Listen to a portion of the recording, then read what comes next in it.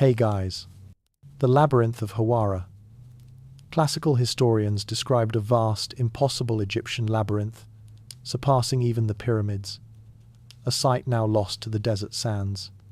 The Greek historian Herodotus, walking the sun-baked earth near Lake Moeris in the 5th century BC, claimed to have witnessed a marvel that, in his own words, surpassed even the pyramids.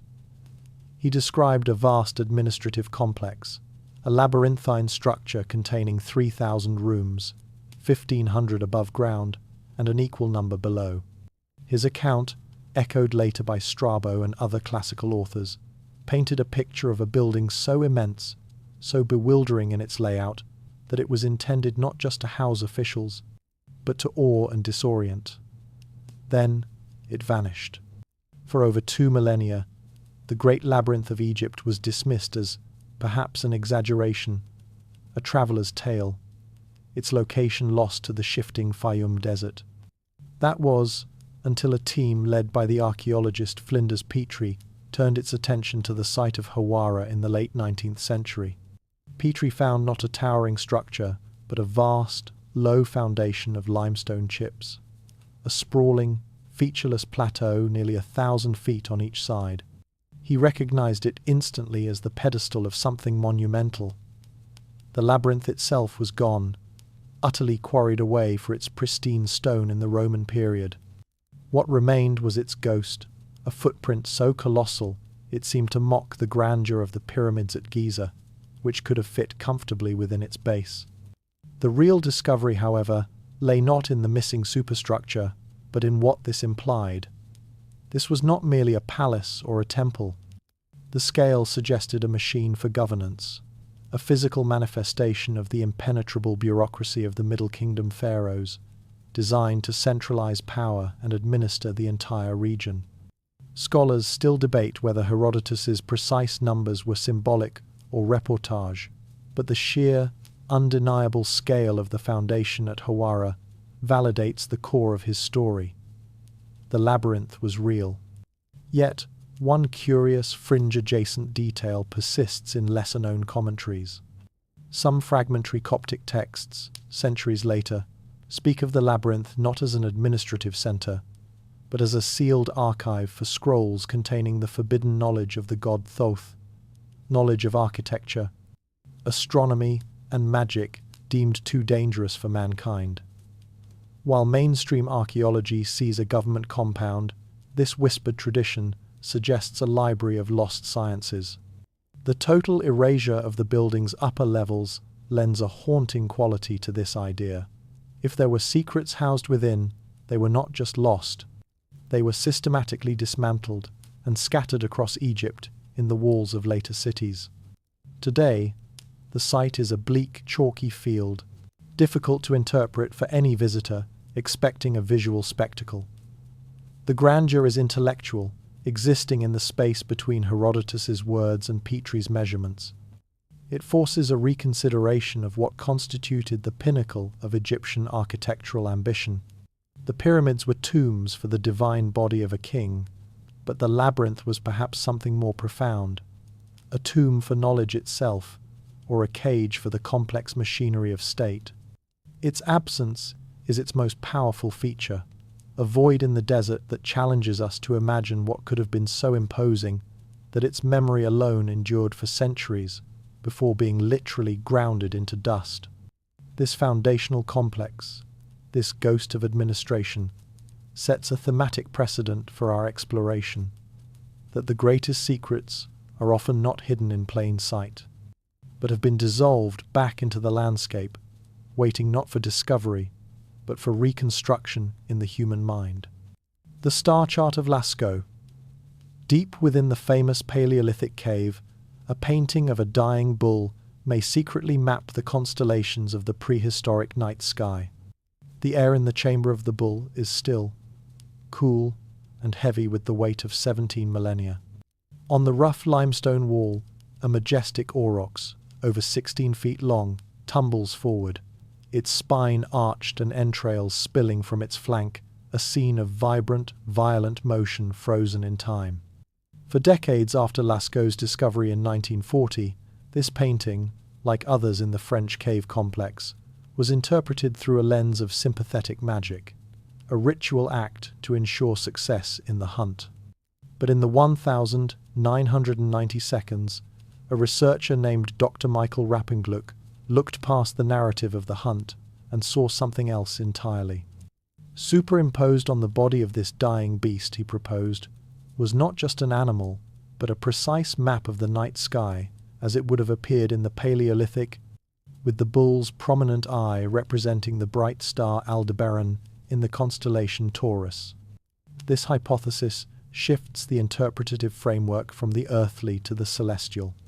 It suggests the artists of Lascaux were not merely chronicling their immediate survival, but were keen, systematic observers of the heavens, encoding their understanding into their most sacred art. The notion gains traction when examining other panels. A cluster of dots near the muzzle of an aurochs in the same chamber bears a striking resemblance to the Pleiades star cluster, which has been mythologically associated with bulls across numerous ancient cultures. Furthermore, a strange, grid-like pattern of dots in the shaft of the cave, often called the scene of the dead man, has been proposed as a representation of the summer triangle of stars.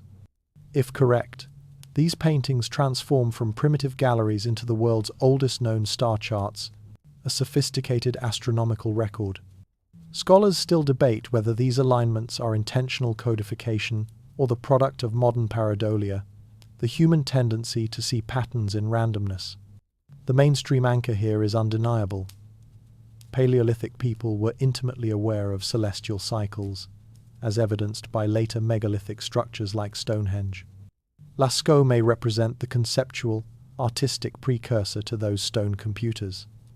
Yet, a lesser-known detail complicates the purely astronomical view. In a remote, almost inaccessible section of the cave, known as the apse, a series of abstract, painted dots and grids appear alongside animal figures.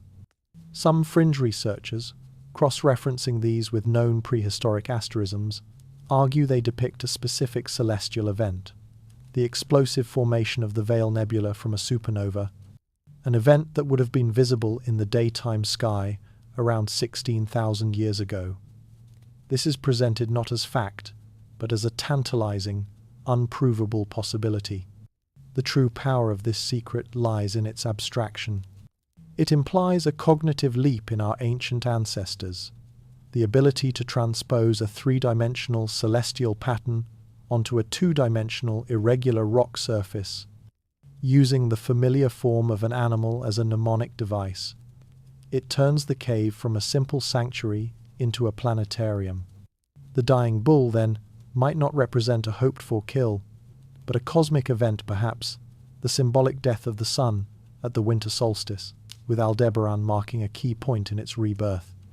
This celestial layer, hidden within the world's most famous animal art, suggests that humanity's quest to find meaning in the stars is not a product of agriculture or civilization, but a fundamental thread of our consciousness, painted in ochre and charcoal deep within the earth, long before the first cities were ever conceived.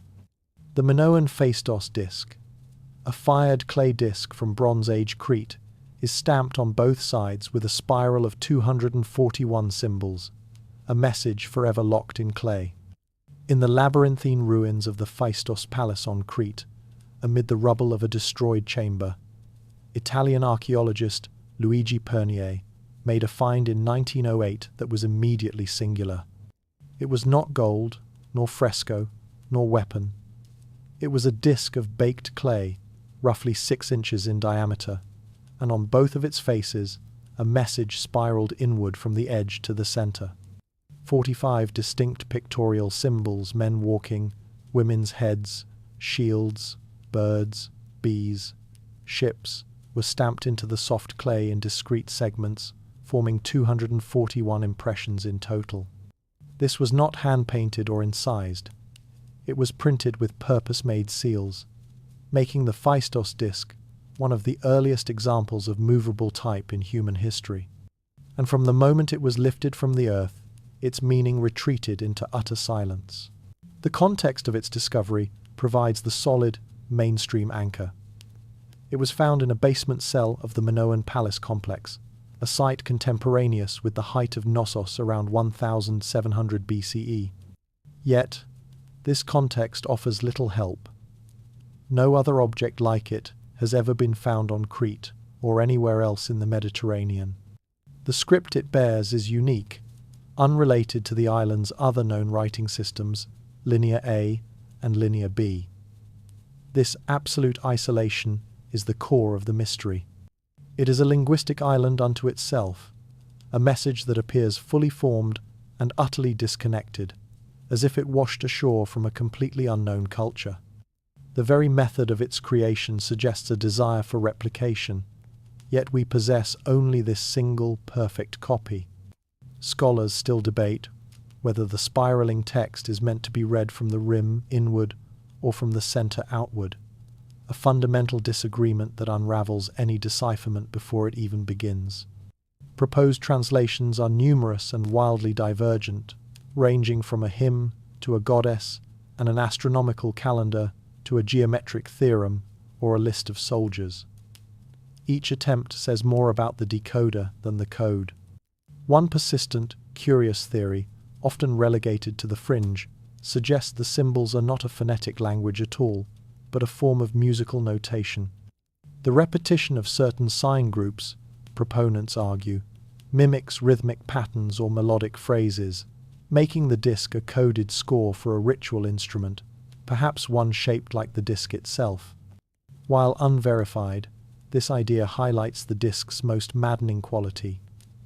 Without a Rosetta Stone, we cannot even be certain of the medium word, number, or song it was meant to convey. The disc's secret is not merely in its undeciphered content, but in its very existence as a technological anomaly. Its printed nature implies a bureaucracy or a priesthood with a need for standardized, repeatable communication long before such concepts were common. Was it a foreign diplomatic dispatch? A sacred text imported from afar? A royal game? The isolation of the script suggests the latter possibility, that it may represent a cipher, deliberately obscure, meant for the eyes of a very few. It sits in the Heraklion Archaeological Museum today, a stark, circular enigma. It whispers of a lost network, a connection severed, or an experiment in communication that died with its maker. Unlike the labyrinth of Hawara, whose secret was plundered, the Phaistos disc's secret remains perfectly intact, locked behind a beautiful, silent spiral of bees, shields, and marching men, preserved not by being hidden, but by being utterly, incomprehensibly clear to its maker and utterly opaque to us. The tomb of the Red Queen of Palenque. Buried within a Maya pyramid, a noble woman's skeleton was found entirely covered in vibrant, precious cinnabar dust. Deep within the Temple of the Inscriptions at Palenque, the tomb of the great king Pakal held the spotlight for decades, its elaborate sarcophagus lid fueling endless speculation. But in 1994, within the smaller, adjacent Temple 13, archaeologists uncovered a secret that profoundly rebalanced the narrative of this Maya city. Behind a sealed wall, in a vaulted chamber damp with centuries of seepage, lay a stone sarcophagus. When the heavy lid was shifted, the light revealed not the gleam of jade, but a startling, profound crimson. A complete skeleton lay submerged in a thick layer of brilliant red powder. Cinnabar, the toxic mercury sulfide, or sacred to the Maya, as the blood of the earth and the color of eternal life. The mainstream significance of this discovery was immediate and revolutionary. Here was a high-status burial of extraordinary expense and symbolic power, but it belonged not to a Kuhul Ajar, a divine king, but to a woman. Analysis identified her as an elderly noblewoman, likely in her 60s, buried around 600 AD, with a modest collection of grave goods, including a malachite mask and pearl ornaments. Yet, the true wealth was the nearly 2 kilograms of powdered cinnabar that enveloped her, a material more valuable than gold and requiring arduous trade from distant highland sources. This was not mere decoration, it was a transformative ritual. The The scarlet mineral was meant to preserve the body and animate it in the afterlife, turning the deceased into a sacred, eternal being. Scholars still debate whether this Red Queen, a nickname derived from the pigment and Lewis Carroll, was the wife of Pakal, the mother of his successors, or a ruling queen in her own right. Her exact identity remains shrouded, but her treatment speaks volumes. The sheer volume of Cinnabar places her at the apex of Palenque's social and spiritual hierarchy, challenging the long-held assumption of purely male-dominated dynastic power. A curious, lesser-known detail adds a haunting layer. Isotopic analysis of her teeth suggests she did not grow up in the Palenque region. She was a stranger, perhaps a princess from a distant city-state brought for a political marriage, who rose to become one of the most revered figures in the community. Her final transformation into a crimson ancestor, forever sealing her integration into its sacred landscape. The secret of the Red Queen is one of inverted expectations. While Pakal's tomb shouts its grandeur with a monumental pyramid and a cosmic sarcophagus, hers whispers a more intimate, equally potent power from a modest temple. Her secret was not hidden in a code or a map, but in a radical, material statement. The cinnabar did more than colour her bones. It performed a final, alchemical rite, merging her physical remains with the sacred essence of the underworld and the regenerative power of blood. In that dark chamber, she became something other than human, a permanent red symbol of dynasty, divinity, and perhaps foreign lineage legitimized. She reminds us that in the ancient world, some secrets were not meant to be read, but to be seen. A shocking, vibrant declaration of status, painted not on stone, but directly onto the very framework of the body, ensuring her prominence would endure long after her name was forgotten. The Roman dodecahedron. Over 100 small, hollow bronze objects with 12 pentagonal faces have been found across Europe, their purpose a complete mystery. In the curated quiet of a museum vitrine, it sits, a hollow, bronze object, fist-sized, intricately crafted. Each of its 12 pentagonal faces is pierced with a circular hole of varying diameter, and at each of its 20 corners sits a small knob. It is a Roman dodecahedron. To date, over 100 of these enigmatic artifacts have been unearthed, scattered from the northern frontiers of Britain and Germany to the eastern reaches of Hungary. They date from the 2nd to the 4th centuries AD, a period of peak Roman cultural and technological sophistication. They are found in civilian settlements, military outposts, and burial sites, often dandu, with no accompanying explanatory artifacts. And despite over 2 centuries of modern scholarship, their original purpose remains stubbornly, brilliantly unknown. The mainstream archaeological anchor is their provenance. They are unquestionably Roman. They are not crude objects. Many show fine craftsmanship and a standardization of form. This rules out them being accidental conglomerations or natural formations. Yet, they are entirely absent from the vast corpus of Roman literature, art, and mosaic. No edict mentions them, no fresco depicts their use. This silence is as eloquent as the objects themselves. They were common enough to be produced in numbers across the vast empire, yet somehow not significant enough to warrant written description, or their use was so specialized or esoteric that it never entered common discourse.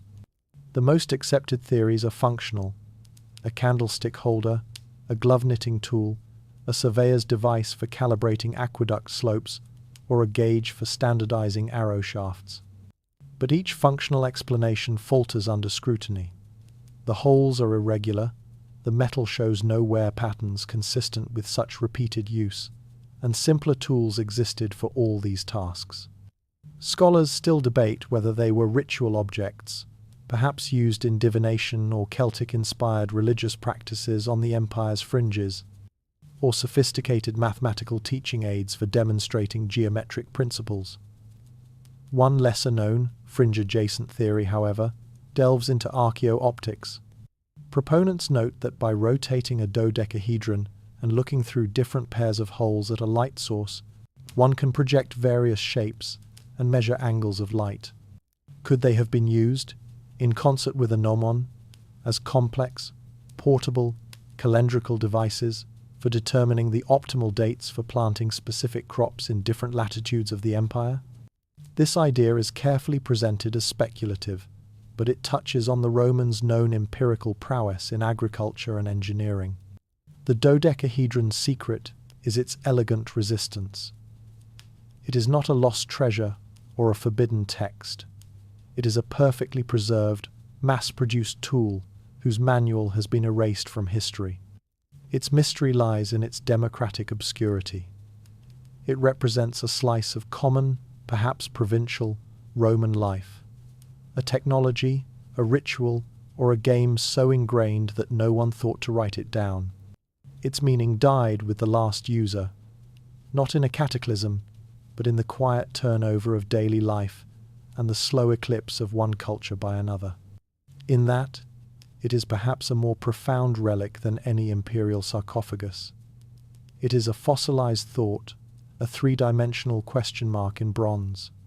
It forces us to confront the vast, silent hinterland of ancient knowledge, the everyday practices, the craftsman's tricks, the soldier's pastimes that faded away not with a bang, but with a whisper, leaving behind only these beautiful, inscrutable puzzles waiting in the soil. The sunken forest of Doggerland. Beneath the cold waves of the North Sea, divers find the preserved remains of a vast, drowned landscape where Mesolithic hunters once roamed. The North Sea is not a gentle place. Its grey, churning waters are a merciless expanse, a barrier between nations. But for trawlers dragging nets across the seabed, known as the Dogger Bank, the sea occasionally gives up a different kind of catch. Not just fish, but the tangled roots of ancient trees, the sharp point of a worked flint tool, or even the mammoth tooth. These are the fragmented, waterlogged echoes of Doggerland, a vast, fertile plain that once connected the British Isles to continental Europe. This was no narrow land bridge, but a habitable territory the size of modern Britain, with rolling hills, forests, rivers, and lagoons. It was the heartland of Mesolithic Europe for millennia, until rising seas, fed by melting glaciers, slowly and irrevocably consumed it between 6,500 and 5,500 BC. The mainstream scientific understanding of Doggerland is robust, pieced together through seismic mapping, core samples, and the analysis of these chance finds. It paints a picture of a rich ecosystem teeming with life that attracted human communities. They would have tracked herds of reindeer and aurochs through its wooded valleys, fished in its rivers, and gathered resources from its coastlines. The final inundation was likely not a single, catastrophic event like a flood myth, but a relentless, generation-by-generation encroachment, a slow-motion disaster that forced a continual, traumatic migration westward. The anchoring event is the Storegga Slide, a colossal submarine landslide off Norway around 6,100 BC, which is believed to have triggered a devastating tsunami that would have slammed into Doggerland's remaining coasts, delivering a likely death blow to any remaining communities and sealing the land's fate. Scholars still debate the density and complexity of Doggerland's lost societies. Were they small, nomadic bands, or did the resource-rich environment allow for more settled, complex social structures to emerge? The evidence is tantalizingly sparse. A curious fringe-adjacent detail, however, comes from the reports of North Sea fishermen. For over a century, they have occasionally hauled up not just bones and tools, but blocks of peat containing curious, compressed masses of plant material. Some of these masses, when broken apart, are said to have revealed human-worked wood, possible structural fragments of shelters or fish traps, and even, in apocryphal tales, human bones, still locked in the peat that preserved them. These unofficial, uncontextualized finds hint at a preserved Pompeii of the Mesolithic, lying in the silent, dark mud of the seabed. The secret of Doggerland is one of profound absence. It is a lost continent of human experience, its entire history submerged. Every flint point dredged up is a ghost of a decision, a hunt, a campfire. The submerged forest stumps are the graves of an entire ecosystem. This landscape forces a recalibration of European prehistory. Britain was not always an island, but the peripheral western edge of a central, inhabited plain. The drowning of Doggerland was perhaps the most formative event in early European history, displacing populations, reshaping cultures, and severing connections. Its legacy is not a monument, but a void, a missing piece of the map that explains the movements of peoples and the distribution of languages. It is a secret kept by the sea, a reminder that some of the most important chapters of the human story are not written on land that exists, but on land that has vanished, waiting in the dark to be read only in fragments, hauled up in a net from the abyss. The Voyage of the Bamboo Annals, an ancient Chinese text, lost and rediscovered, records a catastrophic event that aligns with a global dark age of civilizations. In the intellectual ferment of the 3rd century BC, scholars of the Wei state compiled a chronology on bamboo slips, recording the reigns of legendary emperors and the rise and fall of dynasties. This was the original Bamboo Annals. Buried with a king in 296 BC to avoid censorship, it was lost for nearly 6 centuries until tomb robbers rediscovered it in 281 AD. Its contents were so explosive that they were immediately suppressed by the reigning Jin dynasty, which found its own historical legitimacy challenged by the text's unvarnished accounts. What survived through later copies and reconstructions was not just a competing king list, but a startling record of a natural disaster of cosmic proportions that may have reverberated across the ancient world. The mainstream historical anchor of the annals is its value as a primary source that often contradicts the more polished, moralistic narratives of later official histories, like the records of the Grand Historian. It provides terse, matter-of-fact entries that lack the later Confucian embellishment. But one entry, for the 29th year of King Zhao of the Zhou dynasty, stands out with chilling simplicity. It states, "The 5 planets went out of their courses. In the night, stars fell like rain. The earth shook." Following this, the text describes the collapse of the Zhou heartland, the Yellow River drying up, and years of chaos. Modern astronomers, cross-referencing this with other global records and tree ring data, have pinpointed this to likely 1059 or 1012 BC. This aligns with a proposed period of significant climate disruption and societal collapse that affected kingdoms from the eastern Mediterranean to the Yellow River Valley. Scholars still debate whether the annals' astronomical description refers to a meteor shower, a close planetary conjunction interpreted as an omen, or the atmospheric effects of a major volcanic eruption. The text's cold, bureaucratic tone makes the event more, not less, terrifying. It is recorded not as a myth, but as an observed fact preceding civilizational trauma.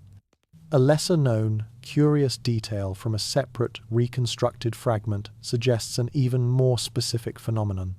It mentions a double sunrise, and a period where frosts came in summer and the 5 grains withered. This strongly implies a volcanic winter scenario, where a massive eruption, possibly from as far away as Iceland, filled the stratosphere with aerosols, blotting out the sun and collapsing agriculture for years. The annals may be recording the local impact of a global climate catastrophe. The secret of the Bamboo Annals is its testimony to fragility. It punctures the narrative of seamless, heaven-mandated, dynastic transition. It suggests that the collapse of the Western Zhou dynasty, a pivotal dark age in Chinese history, may not have been due to mere moral failure or barbarian invasion, but was triggered or severely exacerbated by an environmental cataclysm witnessed in the sky. This aligns with the collapse of the Egyptian New Kingdom, the Hittite Empire, and the Greek Dark Ages around the same period. The text, by accident of its burial and rediscovery, preserves a memory of this global precariousness. It tells us that the ancient world was interconnected not by trade alone, but by shared vulnerability to the heavens. The secret was not in the bamboo slips themselves, but in the pattern they revealed when laid alongside the scars of other civilizations. A reminder that the rise and fall of empires can sometimes be written not in treaties and battles, but in falling stars and failing harvests. The Plain of Jars' silent sentinels. In the highlands of Laos, thousands of giant stone jars, some weighing several tons, sit scattered across the landscape for an unknown purpose. Scattered across the mist-shrouded plateaus of Shankwang in Laos, in clusters numbering from a few dozen to over 400, lie thousands of mammoth stone jars. Carved from sandstone and conglomerate, they stand up to 10 feet tall and can weigh several metric tons. Their shapes vary, some cylindrical, others angular or bulbous, and a few possess distinctive carved rims as if meant to hold lids. They are utterly silent, utterly empty. Dating from the Iron Age, between 500 BCE and 500 CE, the Plain of Jars presents one of archaeology's most visceral and inscrutable mysteries.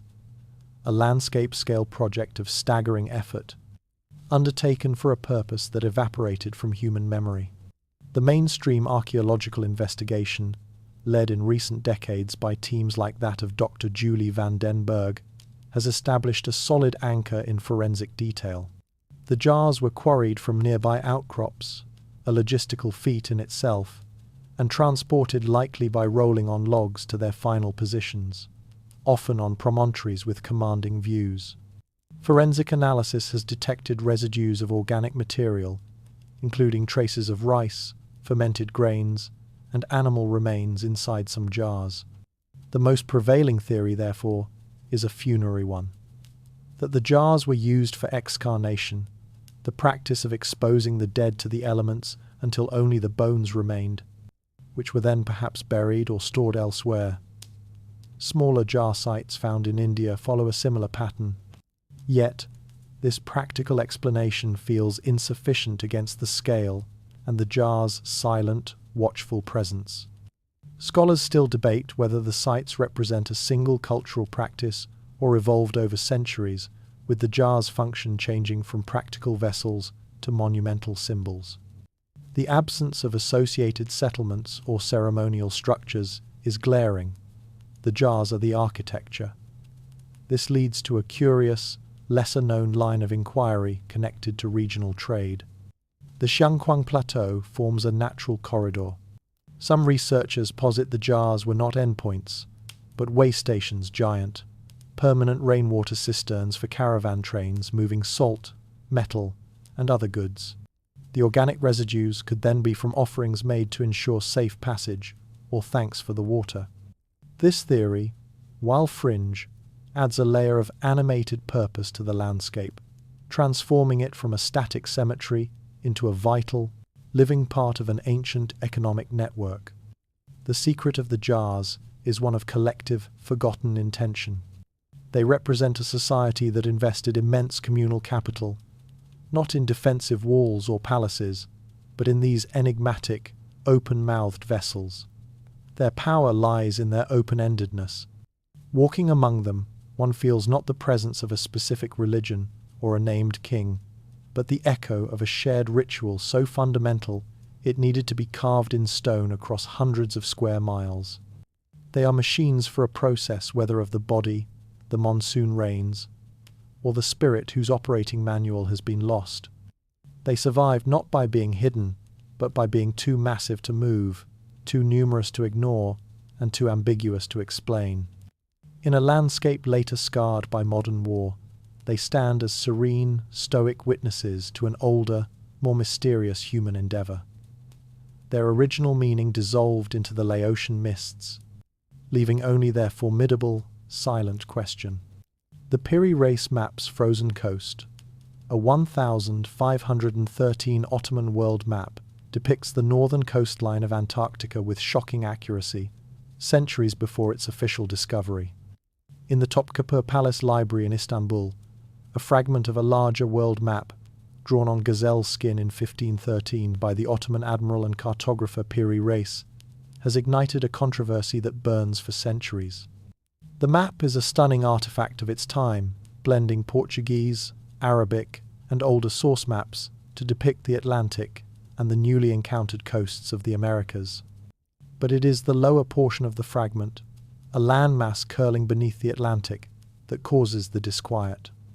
Inscriptions by Rhys himself state he compiled it from 20 source maps, including what he called the maps drawn in the time of Alexander the Great. This southern land, with its distinctive, indented coastline, bears a chilling resemblance to the Queen Maud Land coast of Antarctica, a continent that would not be sighted by European eyes for another 300 years, and whose coastline is now hidden under a mile of ice. The mainstream academic anchor is the map's demonstrable accuracy for the known world in 1513. It shows a detailed Brazil, the Caribbean islands, and even hints of the Andes, suggesting Rhys had access to exceptionally good Portuguese or Spanish charts, perhaps even those from Columbus's voyages. Scholars of cartography, like Gregory Mackintosh, argue convincingly that the controversial southern land is most likely a composite, a cartographer's attempt to fill the blank space with a conjectural Great Southern Continent, a theoretical landmass that had been part of geographical speculation since Ptolemy. The apparent accuracy, they contend, is a coincidence magnified by the map's sketchy, distorted projection and our own desire to see a match. Scholars still debate the identity of Piri Reis's ancient sources. Were they purely Ptolemaic, or could they have included surviving fragments of Roman or Phoenician cartography, preserving knowledge of voyages lost to the medieval West? The map's own annotations are its strongest evidence and its deepest mystery. One lesser-known, curious detail on the map is a small drawing of a serpent-like creature in the interior of this southern continent, with a note describing a very hot climate and hairless, horned beasts. This description fits no known account of Antarctica, but it does echo traveller tales of South America. This internal evidence supports the mainstream view of conflation and conjecture, yet the shape persists, nagging. The secret of the Piri Reis map is not necessarily one of pre-modern Antarctic exploration, but of the fragility and longevity of knowledge. It is a palimpsest of lost data.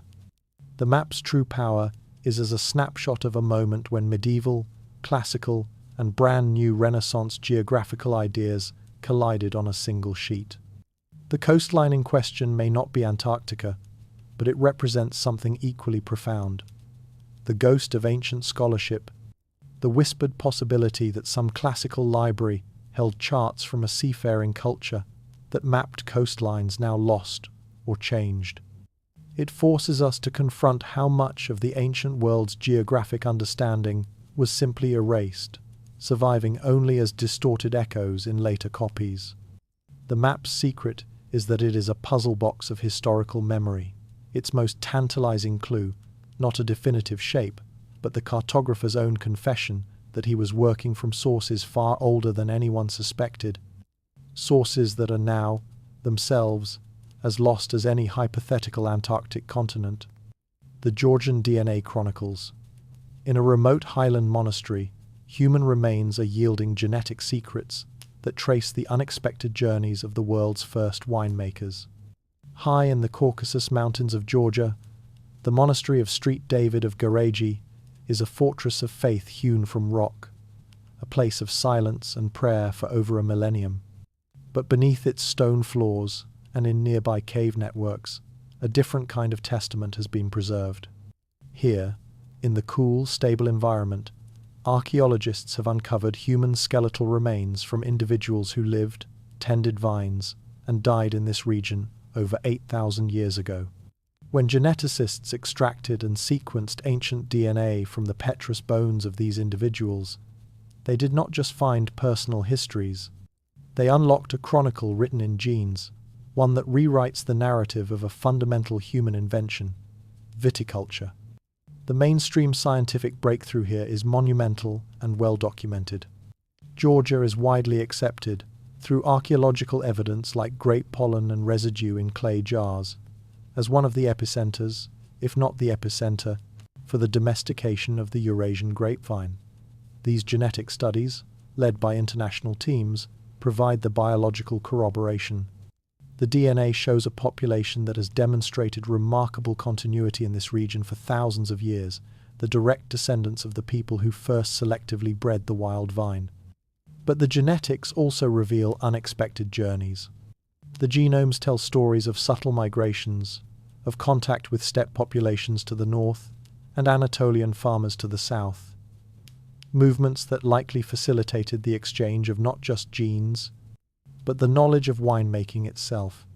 Scholars still debate whether the domestication of the grape was a singular, lightning strike of genius in the Caucasus, or a slower, parallel process across several regions of the Near East.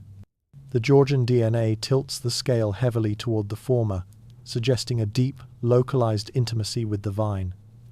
A curious, lesser-known detail from these studies points to a more intimate secret. Analysis of dental calculus. The hardened plaque on these ancient teeth has revealed microscopic traces of compounds associated with fermented beverages. This isn't just evidence of wine consumption. It's a biochemical snapshot of an individual's final meals. In one case, researchers could suggest an individual of high status, based on their burial location, who had consistently consumed a distinctive, perhaps ritually significant, fermented product over their lifetime. The secret revealed in this highland monastery is not one of a lost technology we know how wine is made, but of a lost biography of a culture. The DNA and the associated biochemical residues transform these skeletons from anonymous remains into narrative vessels. They tell us that the people who gave the world wine were not a static, isolated tribe, but were connected to the great human currents of the Neolithic and Bronze Age. Their most prized cultural achievement, the transformation of grape juice into something transcendental, traveled with them and through them. The monastery, a later bastion of spirituality, sits upon an older, deeply rooted heritage of earthly transformation. The secret was never hidden. It was simply waiting in the biology of the people themselves, a chronicle of cultivation and culture encoded in every cell, now finally being read, telling a story far richer and more interconnected than any single artifact or text could convey. The blithe intaglios, gigantic geoglyphs of human and animal figures, so large they are only recognizable from the air, are etched into the California desert floor. In the scorching, rock-strewn plains of the Colorado Desert near Blythe, California, the ground itself holds a secret invisible to those standing upon it. From the surface, one sees only vague depressions, stretches of cleared, darker desert pavement, where lighter gravel has been painstakingly removed. It is only from an aerial vantage point, first achieved by a pilot in 1932, that these shapes resolve into monumental figures. A human form, over 170 feet long, lies with arms outstretched. A coiled serpent stretches for nearly 90 feet. A distinct quadruped, perhaps a mountain lion or a horse, stands in silent profile. These are the Blythe intaglios, a collection of giant earth drawings, or geoglyphs, created by Native American peoples, likely the ancestors of the Mojave and Quechan tribes, between 450 and 2,000 years ago. The mainstream archaeological anchor lies in their cultural attribution and method. Unlike the Nazca lines of Peru, which are largely geometric, the Blythe figures are distinctly representational. Their creation technique is understood. The desert pavement of dark, iron-coated stones was selectively scraped away to reveal the lighter, sandy soil beneath, creating a stark contrast. Their purpose, however, ascends into the realm of cosmology. Based on Mojave oral traditions recorded in the 19th and 20th centuries, researchers like archaeologist Harry Casey link the figures to creation stories and important clan ancestors. The human figure, named Mustamho, is believed to represent the creator deity, while the animal figures may be sacred allies or representations of constellations. They were not meant to be seen in their entirety by humans on the ground, but by the spirits, the ancestors, or the deities above. Scholars still debate the specific chronological order and the full pantheon the figures represent. The presence of what appears to be a horse, an animal introduced by the Spanish in the 16th century, complicates the timeline, suggesting some figures may have been modified or created in the historic period, a reinterpretation of an ancient practice with new symbols of power. A lesser-known, curious detail involves the alignment and potential celestial connections. Some researchers have noted that the long axis of the largest human figure points toward the winter solstice sunrise, while other alignments within the group may correspond to significant star risings. This ties the intaglios to a pan-indigenous tradition of embedding astronomical knowledge in the landscape, a permanent terrestrial map of the sky meant for ritual and calendrical purposes. The secret of the Blythe intaglios is one of scale and perspective. They encode a profound understanding of landscape as a living canvas for myth. Their invisibility from the ground is key. They were an act of communication with the non-human world. The labor involved clearing tons of rock by hand in the desert heat was an act of communal piety, a physical prayer made permanent. In a landscape where everything seems ephemeral under the relentless sun, these figures were an attempt to etch belief into the very skin of the earth, making it part of the geography itself. They force a shift in perspective, reminding us that sacred spaces are not always buildings that enclose, but can be designs that open to the heavens. Their mystery endures not because we lack clues, but because we lack the specific cultural and spiritual context to fully hear the story they tell. A story written not in words, but in the negative space between stones. A narrative only complete when viewed from the domain of the gods, the Armenian Stonehenge. At the site of Karahunj, hundreds of standing stones, many with precise holes bored through them, are aligned to celestial bodies. On a wind-swept plateau in southern Armenia, near the town of Sisian, a forest of weathered, grey basalt stones stands against the sky. Locals have long called it Zorat's Karer, Army Stones, or more commonly, Karahunj. To the untrained eye, it is a field of megaliths, some upright, many fallen, seeming almost natural. But a closer inspection reveals an astonishing detail. Over 80 of the standing stones feature a meticulously carved, smooth-bored hole, roughly 2 inches in diameter, drilled through their upper portions. This is not random erosion. When astronomers and archaeologists began to plot these stones and their apertures, they found that many of these sightlines target key points on the horizon for the solstices, equinoxes, and the risings of prominent stars like Vega. Dated to at least the Middle Bronze Age, around 5,500 years old, Karahunj emerges not as a random cemetery or fortress, but as a sophisticated prehistoric observatory. The mainstream archaeological assessment acknowledges the clear intentionality of the holes and the alignments. The site's primary function is considered ritualistic and astronomical, akin to those predating structures like Stonehenge. The solid anchor here is comparative archaeoastronomy. The practice of aligning monuments with celestial events is a global phenomenon. Excavations have revealed burial cists among the stones, linking the cycles of the heavens with the journey of the dead, a fusion of cosmology and mortuary practice.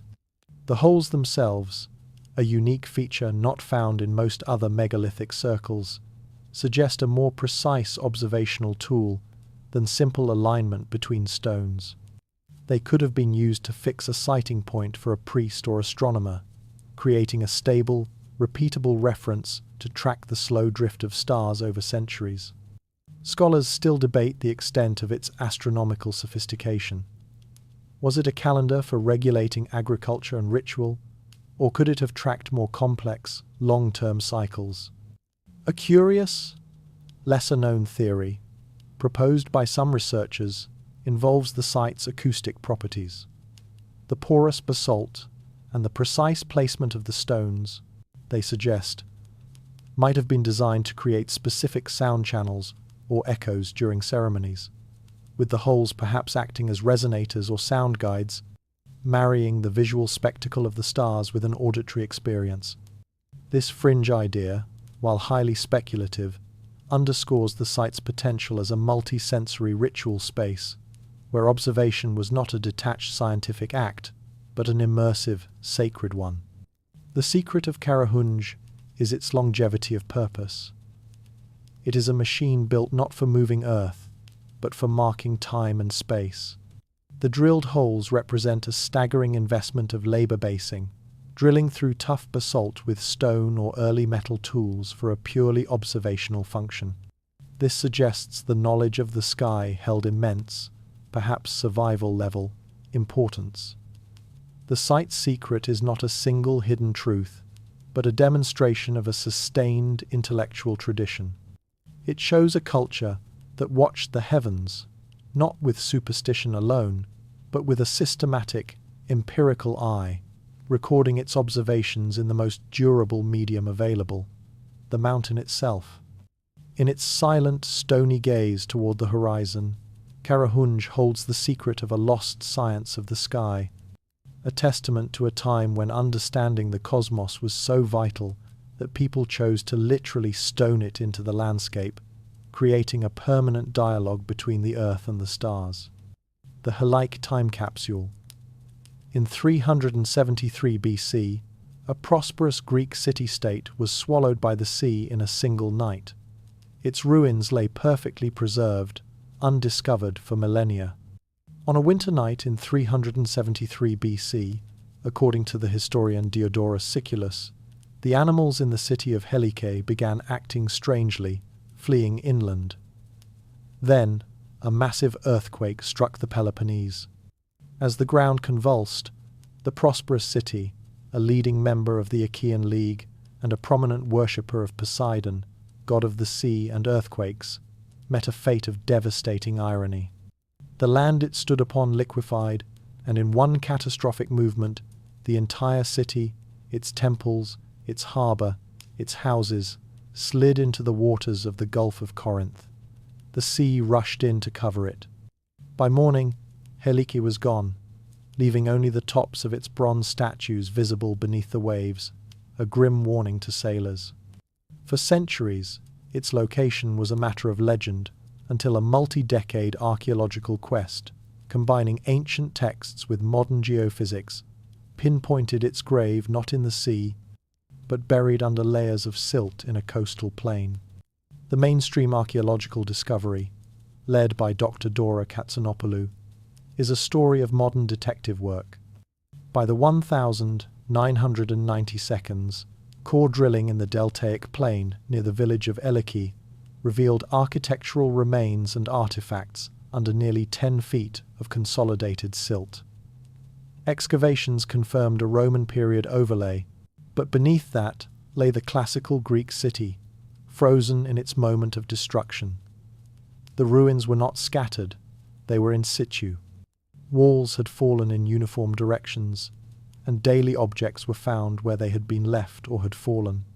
This provided an unparalleled, snapshot-like Pompeii of a different kind, one not buried by ash, but entombed by a seismic cataclysm and subsequent alluvial sealing, creating an almost anaerobic, perfectly preserved time capsule of a 4th century BC Achaean city.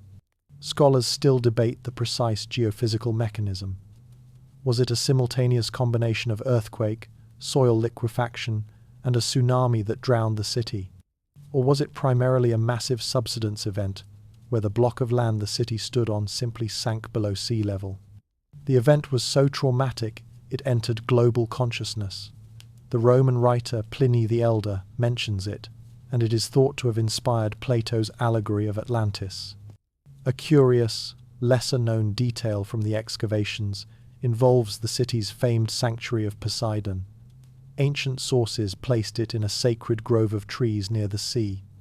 The archaeological search for it has been meticulous, with some evidence suggesting the Temenos, sacred precinct, may have been found, but the temple itself remains elusive, perhaps lying further out. Still submerged beneath the modern water table, a final, fitting resting place for the god who claimed it. The secret of Helaik is not merely its location, but its state of preservation and its historical echo.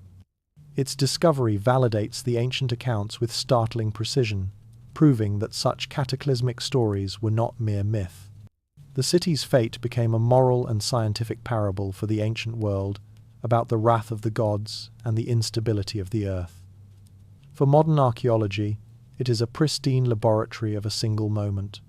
The secret it holds is the ordinary life of a powerful Greek polis, abruptly halted. It offers not the treasure of a tomb, but the richer treasure of context, a complete urban assemblage waiting to be read, layer by layer, telling the story not of how its people died, but of how they lived, right up until the ground beneath them ceased to be solid and became their tomb. The Newport Tower's ancestry. A round stone tower in Rhode Island sparks centuries of debate, with its architecture echoing both colonial windmills and medieval Norse churches. In Newport, Rhode Island, nestled in a quiet park, stands a curious cylindrical structure of mortared stone. Known as the Newport Tower, its 8 arches rest on sturdy round columns, supporting a vaulted interior open to the sky.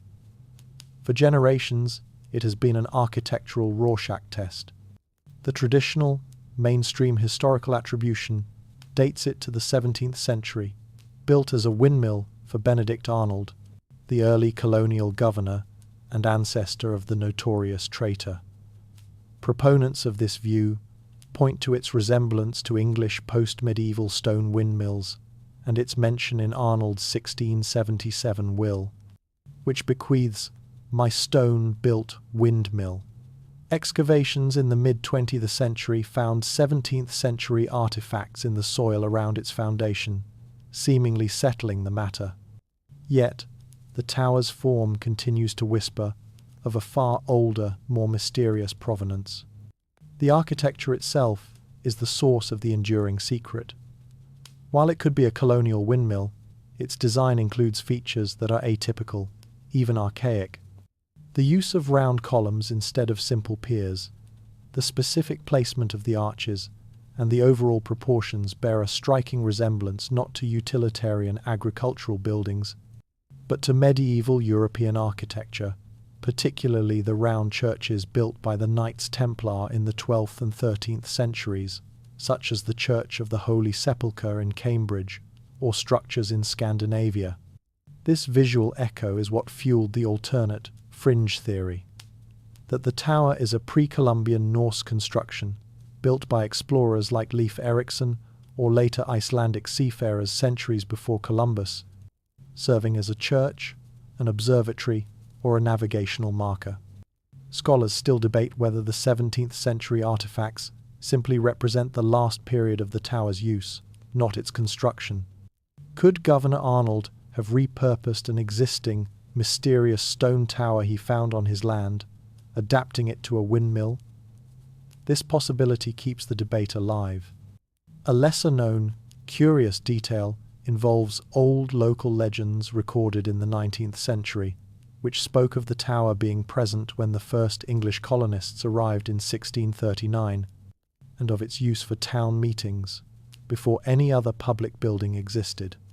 These folk memories, while not reliable historical evidence, contribute to the aura of antiquity that clings to the structure, suggesting its origins were already obscure to the earliest European settlers. The secret of the Newport Tower is one of identity. It is a palimpsest of stories written in stone. Its power lies in its ambiguity. It fits neatly into no single narrative. For mainstream history, it is an interesting colonial oddity. For alternative history, it is a smoking gun of transatlantic contact. The tower's true secret may be that it represents a forgotten thread of architectural knowledge. Perhaps its builder was a colonial mason with an old-world pattern book containing medieval designs, creating a familiar, if anachronistic structure in the New World wilderness. Or perhaps it is exactly what it appears to be, a 17th century windmill that, by accident of its resilient masonry and unique design, has come to bear the weight of our deepest curiosities about forgotten voyages, It stands as a permanent question mark, a reminder that on the edge of known history, even a well-documented colonial landmark can become a vessel for the secrets we wish the past held. The Codex Gigas's diabolical portrait, the largest medieval manuscript in the world, the Devil's Bible, contains a full-page, chilling illustration of Satan himself.